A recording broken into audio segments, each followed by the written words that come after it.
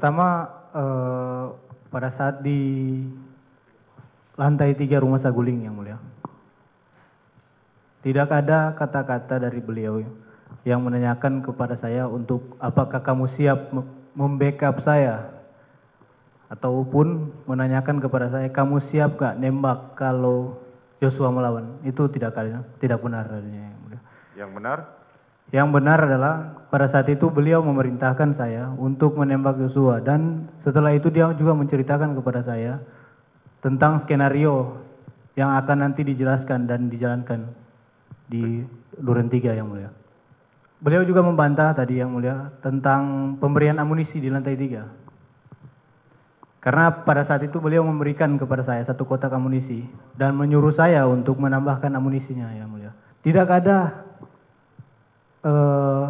konfirmasi kepada almarhum Joshua pada saat di Duren 3. Karena pada saat almarhum Joshua pada saat di Duren 3. Karena pada saat almarhum Joshua pada saat di Ya, ada gangguan teknis sedikit. Prof, kalau kita lihat pernyataan tadi kan tidak, perintahnya jelas, tembak, kemudian dipersiapkan amunisi untuk Richard.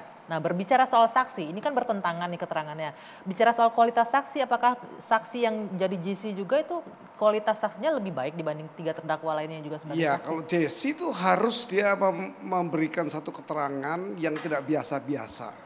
Artinya, tidak sekedar apa yang dia lihat, apa yang sudah alami, tidak sekedar dia dengar, itu saksi biasa.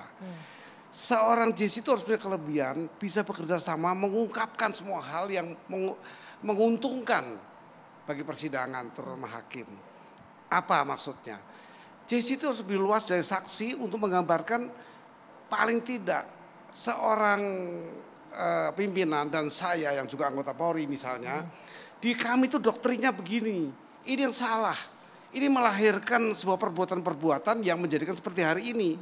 Sebaiknya, nah dia harus memberi pandangan yang bermanfaat. Walaupun pandangan bermanfaat ini bertolak belakang dengan keterangan 3 saksi terdakwa lainnya, Prof? Kalau bertentangan boleh asal benar. Boleh bertentangan asal itu benar. Tapi kalau saya tadi mengukur mengenai hajar dan tembak, itu pilihan kosakata namanya.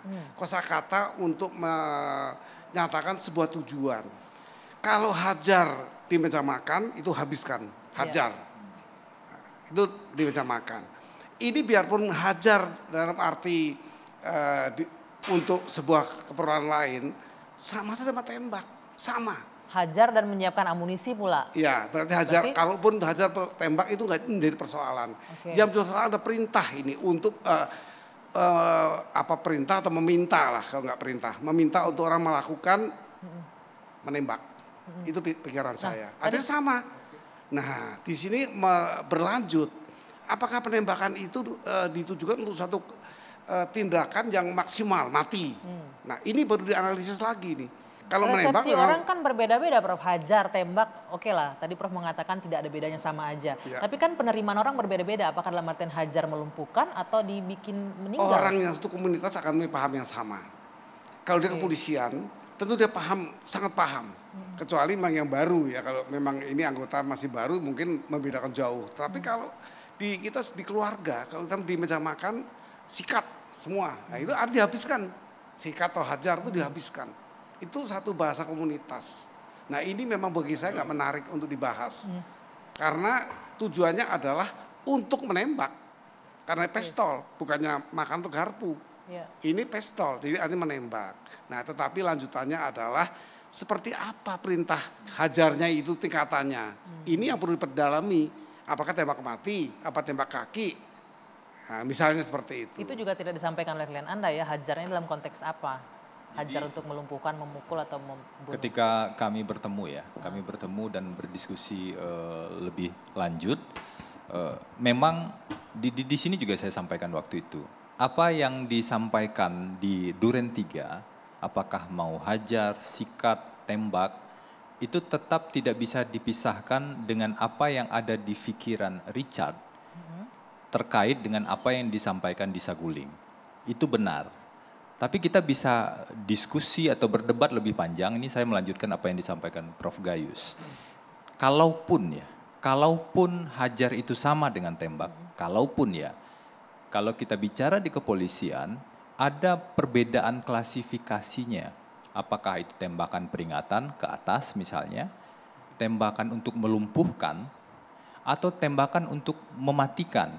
Makanya ada satu pertanyaan penting di sidang Ricky, Richard, dan Kuat Ma'ruf. Ya? Sebelumnya, Sebentar. Bang Martin.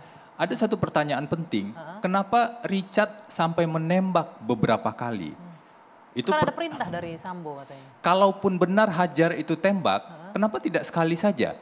Kenapa harus sampai berkali-kali? Kita bisa berdebat misalnya kalau dari fakta yang kami analisis, Richard sebenarnya menembak 5 kali, bukan 3 atau 4 kali. Kita bisa berdebat soal itu. Tapi kenapa harus tembak sampai berkali-kali? Apa sebenarnya yang terjadi? Itu yang pertama. Yang kedua, ada satu saksi yang namanya Romer. Ketika Romer masuk, ketika ada tembakan dia masuk, dia bertanya pada Richard, kenapa bang? Richard menjawab pada saat itu yang didengar Romer, refleks. Nah, apa yang sebenarnya terjadi pada Richard pada saat itu refleks sampai menembak 5 kali dan menyebabkan kematian? Kita mungkin bisa gantian dulu kali. Seandainya posisi Refleks Verdi katanya. Sambo ada di samping, kenapa langsung Richard nggak disuruh stop aja? Gitu loh. Walaupun nanti Verdi Sambo dia akan menjawab begini, dia akan ngeles bahwa itu tembakan begitu cepat.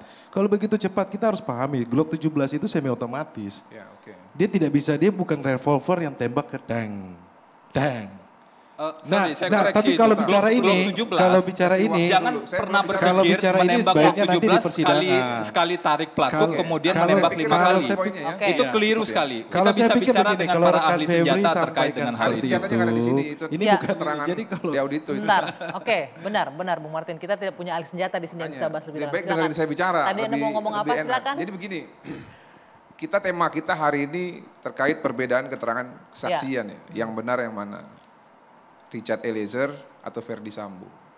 Kalau saya melihatnya begini, yang pertama ya. Dalam menentukan siapa yang benar yang salah, itu kita lihat dulu reputasi orang ini. Yang pertama.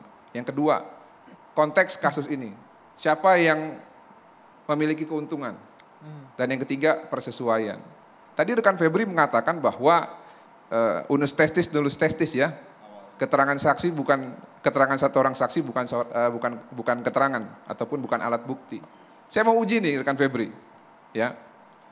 Ricky Rizal mengatakan bahwa dia mengamankan ataupun menyimpan senjata Joshua. Eliezer juga menyaksikan dan mengatakan bahwa senjata itu ada di dashboard.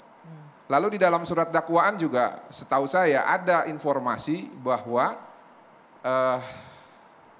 Brigadir Joshua menanyakan, saya boleh ambil senjata atau tidak ibu?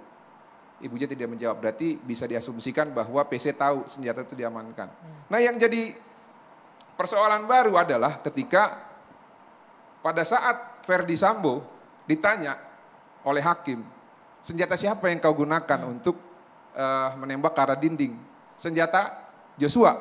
Namun katanya senjata Joshua itu ada di pinggang. Yang menjadi pertanyaan kita, apakah senjatanya begini, punya kaki? Bisa jalan sendiri dari tempat persembunyian? Harus begini senjatanya, karena berdasarkan keterangan Ricky yang tadi Anda bilang unus testis, nullus testis, dan Richard Eliezer, itu senjata diamankan. Lalu bagaimana caranya senjata ini bisa jalan sendiri ke pinggangnya Joshua?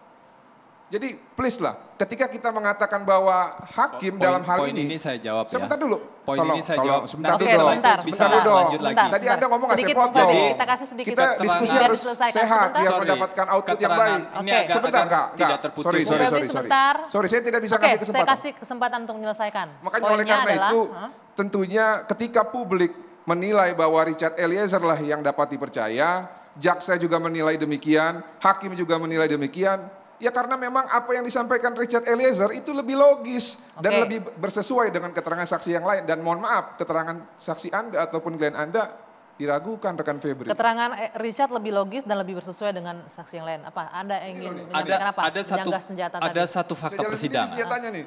Sebentar, oke. Ada satu fakta Katanya persidangan. senjatanya jalan sendiri ke pinggangnya Joshua. Ada satu fakta persidangan ketika para propos ya waktu itu ya, diperiksa ada Agus, ada beberapa terdakwa OJ yang lain. Satu pertanyaan yang saya sampaikan waktu itu, apakah ini pada saat fase skenario ya, fase skenario artinya ada kebohongan yang disampaikan. apa yang disampaikan Richard sebenarnya? Richard menyampaikan soal tembak-menembak. Katakanlah skenario tembak-menembak itu yang menyuruh adalah Verdi Sambo. Ya. Katakanlah seperti itu dan Pak Verdi Sambo sebenarnya sudah mengakui itu. Tapi kemudian ditanya juga apakah Richard melakukan reka adegan? Richard sangat lancar melakukan reka adegan. Dan saya tanya, Anda sebagai penyidik sudah berapa lama? Atau sebagai anggota polisi sudah berapa lama? Sudah puluhan tahun. Sehingga bisa mengetahui, apakah Anda mengetahui pada saat itu Richard sebenarnya menyampaikan informasi yang tidak Bohong atau benar, tidak? Oke. melakukan adegan kebohongan sebenarnya. Seorang polisi puluhan tahun tidak tahu bahwa Richard melakukan adegan yang sebenarnya adalah kebohongan. Pertanyaannya, apakah adegan yang disampaikan oleh Richard dan keterangan yang disampaikan Richard di persidangan bisa 100% kita percaya itu adalah kebenaran, atau itu saking pintar dan saking lancarnya Richard menyampaikan informasi tersebut? Ini terlalu subjektif Apakah kita ini. tidak kemudian menyisakan, saya tidak Oke. bilang Richard bohong ya, Iya. kita tidak menyisakan Sebentar, Bung Febri. faktor untuk menguji keterangan tersebut. Oke, Bung Febri sebentar. Ini Bung terlalu Febri. subjektif. Artinya ini berlaku sama juga untuk Verdi Sambo. Ketika Pasti. Verdi Sambo di awal memberikan skenario bohong, artinya juga bisa diragukan juga keterangannya saat ini kalau begitu. Sama posisinya. Ini berlaku untuk semua. Kalau bicara soal kebohongan, semuanya pernah berbohong. Ada satu fase namanya fase skenario. Masalahnya fase ini Richard- masih fase kebohongan, bro. Richard itu menjelaskan dengan sangat fasih, menyampaikan adegan dengan sangat Itu fasih. karena dijelaskan dari saguling lantai 3. Kan sudah jelas disampaikan oleh klien saya. Itu juga Kan berulang-ulang. satu keterangan saksi yang tidak berkesesuaian Masalahnya dengan yang lain. CCTV sebentar. di Jadi- lantai 3 sudah rusak Prof katanya. Gayus, bagaimana Mau tahu dengan nggak? satu Satu keterangan keterangan lagi yang saksi bertentangan. ini yang Itu tidak dia. berkesesuaian? Sampai Tapi nanti Richard Prof, Eliezer bilang, nanti kalau sebentar. ada CCTV bisa Iya. menjelaskan Oke, itu. kita lanjutkan Kenapa nanti. CCTV-nya tidak ada? Jeda dulu sejenak, dua sisi akan kembali sesaat lagi.